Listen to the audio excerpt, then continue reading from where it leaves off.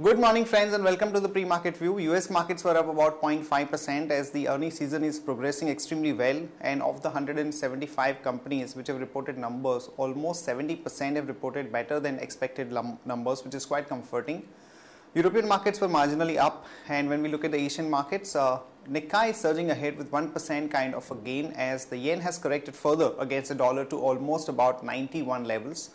And most of the other Asian markets are also up, Hang Seng and some of the Korean markets, Chinese markets, so on and so forth. Also, it's important to note that most of these markets are at 52-week high, which is quite comforting and which is definitely a big positive for the flows. SGX Nifty is also suggesting that we are going to have a positive start to the tune of about 10 odd points. Talking about the flows, FIs were net buyers to the tune of 900 crore and the domestic institutions were sellers to the tune of 939 crore. Back home, we had an important event. The credit policy finally was there, and we had a positive surprise in the form of both the rate cut as well as the CRR cut to the tune of 25 basis points. But the response to that was quite muted, as there were expectations that the further easing may not happen given the macroeconomic concerns which have been highlighted by the RBI governor. Also, a part of that was also known to the market, and some of the pockets had already reacted, so the response was muted. However, overall, as long as the Nifty is holding out to that 6,000 levels, the bias on the market should be a little positive. And on that note, let me invite Hcl to take us through important F&O cues, data and strategies that we could have in the F&O markets. Good morning friends, let's have a view at derivatives. Friends, as per expectation, Mr. D. Subbarao, RBI governor, has slashed rates by 25 basis points. But what we have seen is that markets were unable to hold on the higher levels and have finally ended in the red in yesterday's trade.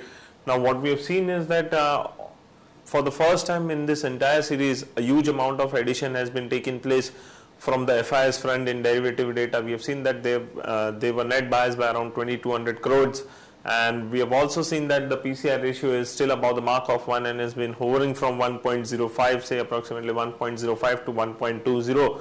Now, some short positions have been built up in the market in yesterday's trade. But if we talk about the implied volatility or the volatility index VIX, it has cooled off marginally, say by around 2 to 5%.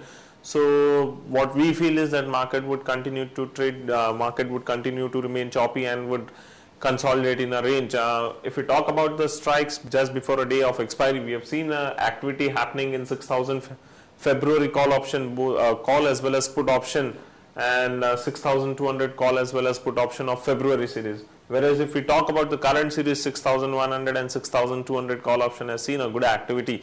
Friends, we need to closely watch the levels of 6,000 on closing basis, because that would act as that might act as a good support for the market in coming trading sessions. And on the higher side, we continue to maintain a stance of 6,100 and 6,150 for the week. Now, talking about the stocks from the intraday perspective, Lupin is looking good, so one can buy it with a stop loss of 587 rupees 20 paisa. Dale is looking weak, so one can go short with a stop loss of 226 rupees 85 paisa, and Sterlite is also looking weak, so one can go short with stop loss of 114.75. Thank you. Here are the important news and events that we are tracking today. RBI, as I said before, came out with the policy review wherein they've cut the repo rate by 25 basis points to 7.75%. Also, the CRR has been reduced by 25 basis points to almost 4%, which will release about 18,000 crore in the system. Also, in the past, we have seen that the RBI had done CRR cut twice, which has already released 35,000 crore in the system, which is definitely good for the liquidity in the system. And the inflation forecast has been trimmed to 6.8%. However, the RBI governor has been very categorical in saying that the further easing would clearly depend upon the inflation going down and also the improvement in the current account deficit situation. So the expectations about further easing have been quite muted at this point of time. United Phosphorus came out with a good set of numbers. Their top line growth was almost about 19% to about 2295 odd crore, and the bottom line growth was about 53%. However, that was mainly because of the higher other income and the lower tax rate. The company is now focusing on the high margin product. Overall bias on United Phosphorus is clearly positive. The empowered group of ministers headed by the Finance Minister P. Chidambaram is likely to meet to decide on the price and time of the divestment of Oil India Limited. and also there are indications from the RBI that they are looking at issuing 4 to 5 bank licenses as quickly as possible. So this could renew the interest towards the banking license contenders like IDFC, Mahindra Finance, Shriram Group of companies, so on and so forth. Titan and Chambal Fertilizers are going to be announcing their numbers.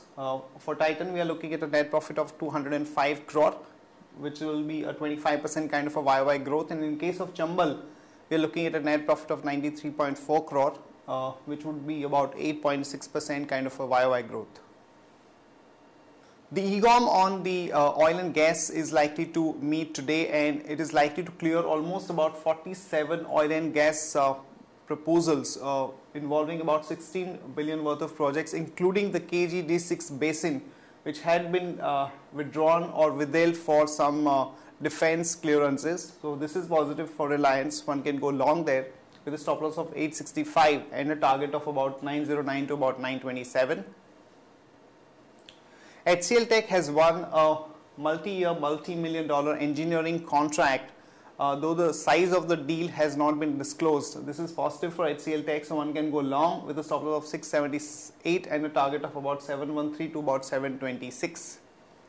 TV18 and Disney UTV have entered into a content pact across 35 channels for cable, DTH and hits platform in India, which is positive for TV18. One can go long there with a stop loss of 32.75 and a target of about 34.5 to about 35.